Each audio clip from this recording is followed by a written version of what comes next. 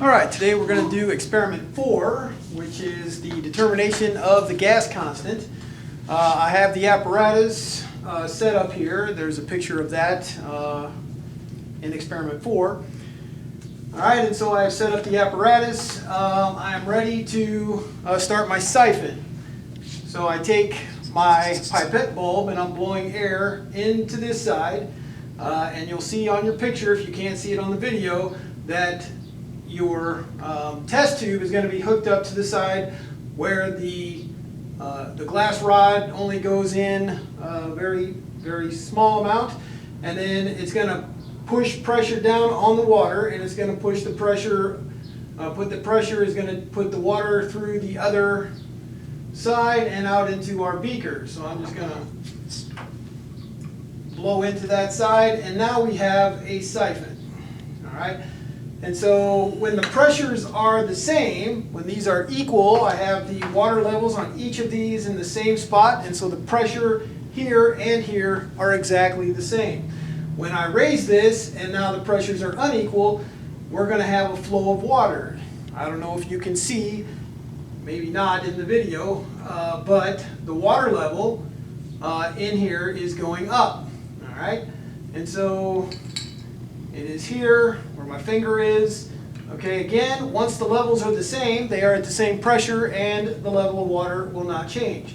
If I lower this, the water goes down. If I raise it, the water goes up. I'm not sure if you can see this.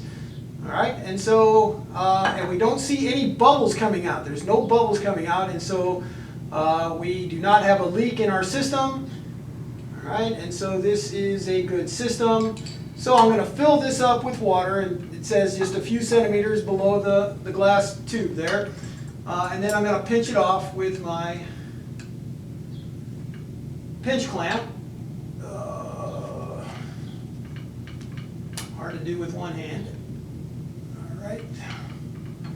All right, so my pinch clamp has been pinched. And so now what I'm going to do to check to make sure that I have a sealed system is I'm going to then put the test tube on. All right, so I've hooked up our test tube, and so now it's like putting your finger over a straw. All right, and so now this level of water is way up here, and this level of water is down here. So when I release this, now it should have its siphon be able to flow, except it's now a closed system, and so the water should not change. And so this water level is not going down because we have a sealed system, and so the water level, if I unhook this, the water level will go straight down because we don't have a sealed system. All right, so my apparatus is all sealed and ready to go. All right, so now I'm going to pinch this again with two hands. It's much easier to pinch, so we have that pinched. All right, so we have done all the first 4. All right, and so remove the water from the collection beaker. Replace the tube. All right, we did that. There's no leaks. Number 6, if there's no leaks, pinch clamp, got that. And now we need to weigh our beaker. All right, and so we have our 600 milliliter beaker that we will need to weigh. Now, when we weigh this, when we're done, it is going to be full of water, or not full, but almost full of water. It's going to have a lot of water in it. All right, and so our analytical balances cannot handle that much mass. And so here we have a triple beam balance that we're going to use to weigh our beaker. All right, so you can see my hand in here, and it's going to weigh our, let's see if I can get this a little closer. All right, and so when we weigh on a triple beam balance, what you do is you move the largest value first, and so that is, in this case, the 100 grams. It weighs more than 100. 200, it doesn't weigh more than 200, so we go back to the 100. And then we have 110, nope, more than that, 120, more than that, 130, more than that, 140, more than that, 150, more than that, 160, more than that, less than 170, so now it's 160. And so then we move this goes from 160 to up to 170 if we went all the way across to the 10 gram mark. All All right, so we are looking for the mass. All right, and we're lining up the line here. Not sure if you can see there.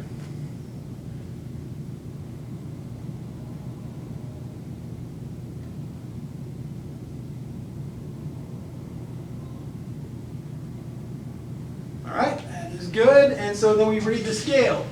It is 168.91. 168.91. So that is the mass of the empty beaker. 169.91. All right, so we now have the mass of our empty beaker. All right, so that goes back in place here. All right. So now we're going to take our potassium chlorate. All right, so that is our potassium chlorate. And it's said to weigh out about 1.3 grams. I need to put my safety glasses back on. I took them off to read that scale. I put them right here. All right, so we are clamped, so we are allowed then to take off our test tube. All right, so we can remove this. It's not going to go anywhere because we are clamped. All right, and so it says to put in between 1.2 and 1.5 grams. All right, and so there's no need to know exactly how much is going in. It's actually 1.3, but we don't need to know that number. And so you have your KClO3. All right, and then our manganese dioxide we're going to use, and it is our catalyst. All right, and so it says to put in 0.3 grams. Okay, so we're putting in 0.3 grams again, and then we mix it. We have to mix it until it is well mixed. We want the catalyst to work with the KClO3. All right, and so we have our mixture here. And let's see. Check that again, make sure we have everything we need. Then we're going to hook this back up. Let's see.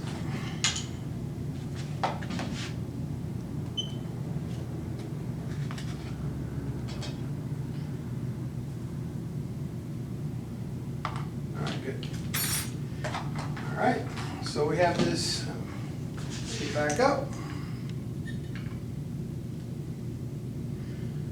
Test tube back in. Now when you're clamping your test tube, when you're going to heat it, you hook your test tube at the top of this test tube. You're going to heat the bottom. We don't want to melt any of this rubber up here. That gets very, very smelly. We want to have it at an angle. All right, so we have it at an angle, not straight up and down, and then we can heat. Again, we used our Bunsen burner in a previous experiment, and we can hold on to this Bunsen burner without it burning our hands. All right, and so that is what we are going to do once we are going to heat this up. All right, so we do need the temperature. And so you have your thermometer that you read your temperature with, and the temperature today in the lab is 19.0 degrees Celsius. All right, so that is our temperature of the lab. All right, I will give you the pressure. Well, I can give it to you now. It's written on the board. I will go through that when we are finished. But the pressure from the barometer is 30.00 inches of mercury. All right, so now we have our KClO3 and our MnO2 catalyst ready to be heated. And that is what's going to generate our oxygen. I have the reaction on the board. I will show you that when we complete this experiment. All right, now I shouldn't have hooked it up yet. We need to know the mass of this before we start to heat. So let's get the mass of this accurately. So here's where it is important to write down the mass. the mass of the KClO3, mass of the MnO2, it doesn't matter. What matters is the mass of our test tube. All right, so you place that on. The mass of the test tube with the KClO3 and MnO2 is 32.8373. 32.8373 grams is the mass of our test tube with our KClO3 and our MnO2. So now we're going to heat it. We're going to generate some oxygen. All right, so here's what's going to happen. We're going to heat this. It's going to generate oxygen. The oxygen is going to go through here, pushing down on the water, and that pressure down on the water is going to make the water come over to our beaker on the other side. So that is what is going to happen. All right, so we have number 8, weigh the test tube. We did that, we recorded the mass. All right, we're going to attach the test tube, tighten the stopper, put the beaker on, and then now it says, I'm not sure if it says that, but make sure before you heat that you take off this pinch clamp. So if I heat this and I'm generating oxygen and we're building up pressure and it has no place to put the water, it is just going to blow this cap off. And so we do not want a pressure burst. So now that we're hooked up and I release this, the water should not move. It is there, it should not move. All right, and so the water is not going down, the water is staying right there. That is what we want. All right, to light our Bunsen burner, it's easy as if you close it to light it. You get your striker, put the striker right in the hole, you open up the gas, and then it is going. Remember, you never heat anything with a luminous flame, that will deposit carbon. And so we open it up, and we have our inner blue cone. All right, so everything is ready to go. Again, we're going to heat it. It's going to generate oxygen, push down, water is going to come over. And we don't want the oxygen to be produced too fast. That again would cause a pressure burst. And so I am holding this test tube. Again, my hand is not hot at all. That is how the Bunsen burners, I'm not holding the test tube, I'm holding the Bunsen burner. That's how the Bunsen burners are made, that they will not get hot on the bottom. And so I'm able to heat the KClO3. Now it is bubbling. I don't know if you can see that on the video, but it is bubbling, and those bubbles are oxygen gas being released. And we have some water. It is going down. Some water is going into our beaker. All right, and we want to get over there about, I would say at least 300 mils of water. It doesn't really matter. Any amount works, but the larger the volume, the lower the error will be. All right, and so we are doing pretty well here.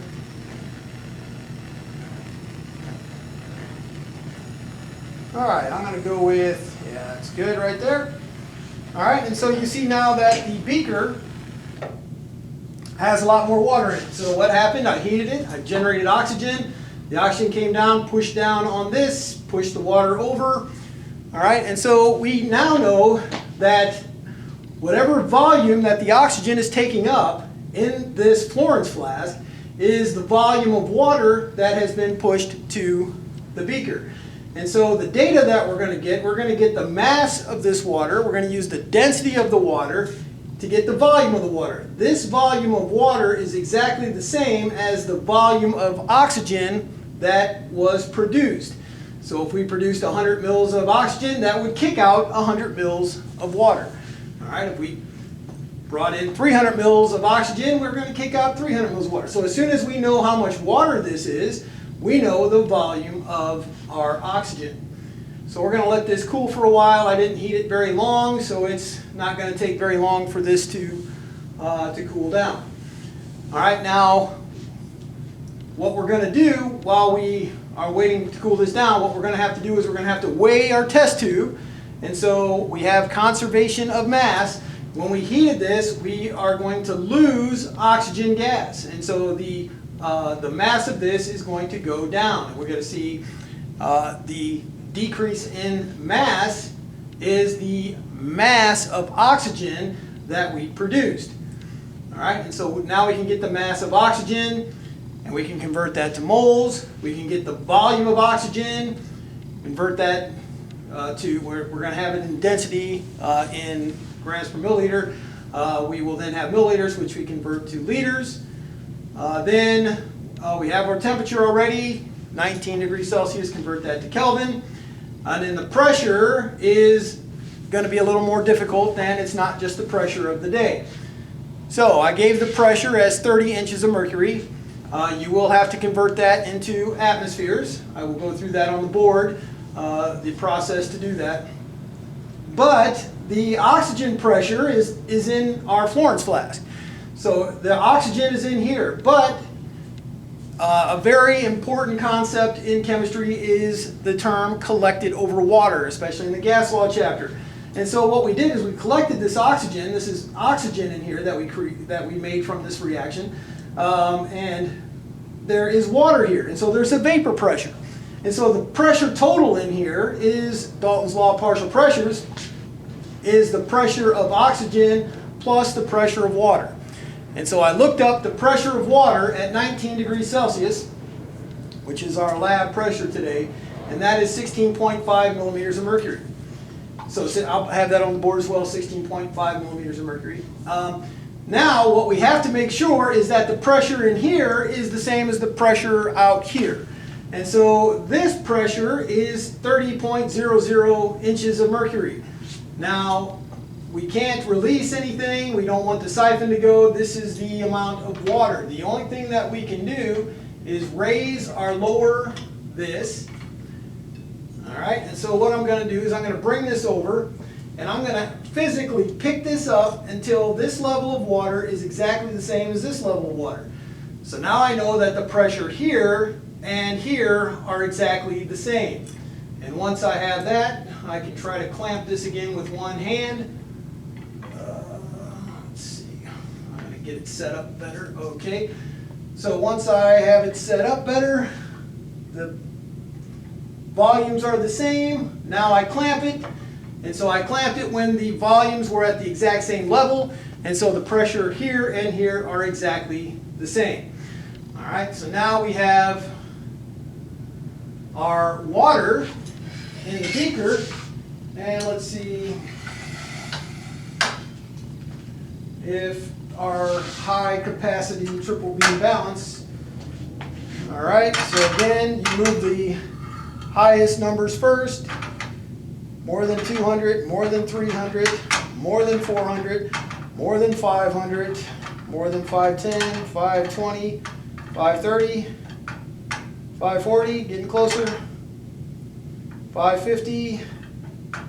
Oh good, all right, so 550. If this was over 610, the max capacity of this is 610. We are at 550. And then bring this scale over until it levels off.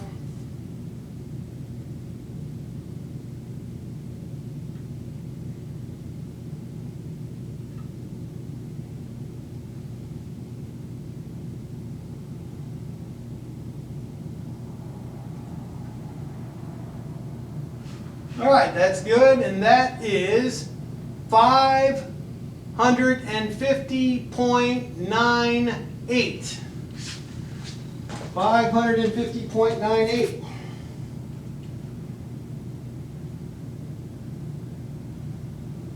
And that is in grams. All right, and then our last piece of data is going to be then to weigh our test tube. And so test tube is cool enough. It is not going to hurt us at all to touch this. So it has been cooled, and so we're just going to weigh this, and it's going to weigh less because it lost oxygen. And so we put it back on, close it up, and now our last data point is the mass of test tube after heating, which is 32.3263. All right, and so it was at 32.8373. So the mass came down. The mass that came down because it lost oxygen. All right, so that concludes the experiment. I'm going to go through on the board your calculations. All right, but first, I will show you the scales on the balance. All right, so it is 550, and so that's 550. And then when you go down here, you have the 0, and then you see that it went to 0.9. All right, and so it's 0, so it's 550.9, and then you estimate one number. I estimated that to be an 8. All right, so always estimate one number. All right, so, and it is still a significant figure. That last number is still significant. It has been estimated, but still significant. All right, experiment 4 is determination of the gas constant. So the reaction that we did was KClO3, which is white solid that we saw, and then MnO2 was a black solid. All right, now MnO2 I stated was a catalyst. So if you have a reaction and you have a catalyst, it goes over the arrow. The delta means that you're going to heat it. So the KClO3 and the MnO2 were going to be just fine until you heat it. When you heat it, then the products are KCl and oxygen gas. All right, so again, a catalyst is not going to be consumed during a reaction. We started with 0.3 grams, we end with 0.3 grams. All right, it is the KClO3 that does the reaction. So it will decompose into KCl and oxygen gas. And so when you did the conservation of mass, this is a solid, that's a solid and a gas. So the mass loss was your mass of your oxygen. All right, so we have our experiment to calculate R. So PV is equal to nRT. So we need to solve for R. So R is the pressure times the volume divided by moles and the temperature. So in order to get there, you just divide both sides by NT. And then the correct value, what we should get, is 0.08206. That is in units of liter atmosphere per mole Kelvin. That's the units that we're going to use for this lab, and that is the most common units to use when you're doing gas laws in chemistry. All right, so we need to have the pressure, and I put of oxygen. So this is the ideal gas law. You can't put in numbers for solids. Do not put any numbers in for KClO3 or MnO2. Those are solids. KCl, that's a solid. The only numbers that can go into the ideal gas law are gases. All right, so we need the pressure, not of everything. We just need the pressure of the oxygen. We need the volume of the oxygen. We need the moles of the oxygen. We need the temperature of the oxygen. Again, the units are very important. We are going with liter atmosphere per mole Kelvin, and the correct value is 0.08206. So the pressure you give must be in atmospheres. The volume you give must be in liters. Moles is always moles. The temperature must be converted to Kelvin. All right, so I stated before that the pressure today in this lab is 30.00 inches of mercury, and that is from the barometer. We are collecting the oxygen over water. All right, and so you have to use Dalton's law of partial pressures. So the pressure of the lab, which is the pressure total, that's equal to your pressure of oxygen plus the pressure of water. All right, we don't want pressure total, we don't want pressure of water. We need to solve for the pressure of oxygen to put it into our ideal gas equation. All right, so our temperature from our thermometer, 19.0 degrees Celsius. And the pressure of water at that temperature, I looked it up in a table, 16.5 millimeters of mercury. So the pressure of water you look up in the table, and it changes if you have a different temperature. At 19, which we ran the lab today at 19 degrees Celsius, it is 16.5 millimeters of mercury. All right, so we need to get to atmospheres. So to convert inches of mercury to atmosphere, here are the steps. you would convert inches to centimeters, 2.54 centimeters in an inch. That is a perfect number. Conversion factors do not limit your sig figs. All right, so once you have centimeters of mercury, then you want to go to millimeters of mercury. You know there are 10 millimeters in a centimeter. And now once you have millimeters of mercury, you know that there is 1 atmosphere is 760 millimeters of mercury. And that will get you into atmospheres. All right, and so you will also need to get your 16.5 millimeters of mercury into atmospheres. Again, there are 760 millimeters of mercury in 1 atmosphere. You need to do that conversion. All right, so the volume of water displaced is equal to the volume of oxygen produced. So I stated that when we were doing it, the amount of oxygen we made, that same volume is going to then take up whatever, 300, 400 mils, whatever it was. And so that's how much volume the oxygen is taking up, and that's how much water got kicked out. And so we are finding the volume of oxygen from our volume of water. The volume of water displaced is equal to the volume of oxygen produced in our reaction. And of course, density is mass over volume. So the density of water is equal to your mass of water over the volume of water. So I looked up the density of water at 19 degrees Celsius. And in a table, it was given as 998.43 kilograms per meters cubed. You will need to convert that into grams per centimeter cubed. All right, and remember that the density of water is always very close to 1 gram per milliliter. If you do not, and also remember that a milliliter is the same as a centimeter cubed.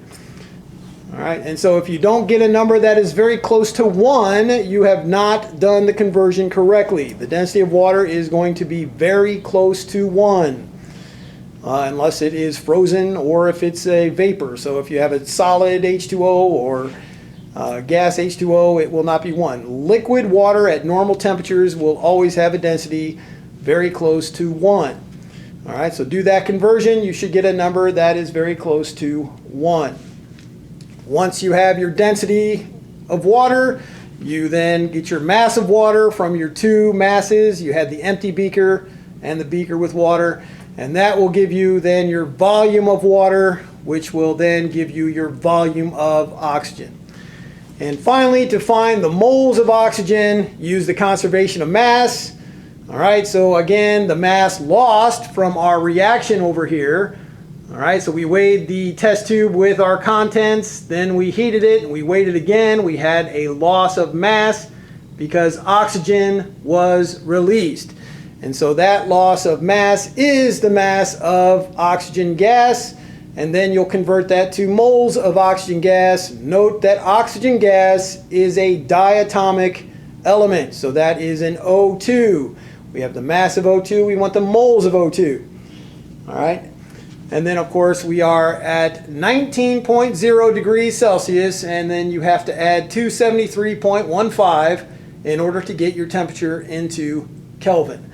And when you put all of those numbers in, you should get a number that hopefully will round to 0.08 or somewhere close. You are not going to be graded on how close you are to the correct answer because I did this lab for you. All right, and so then you will then calculate your percent error in doing this lab. If it came out perfect, then something wasn't right. This is not perfect conditions for finding R, and so there will definitely be some error in this lab. And that is the end for experiment 4.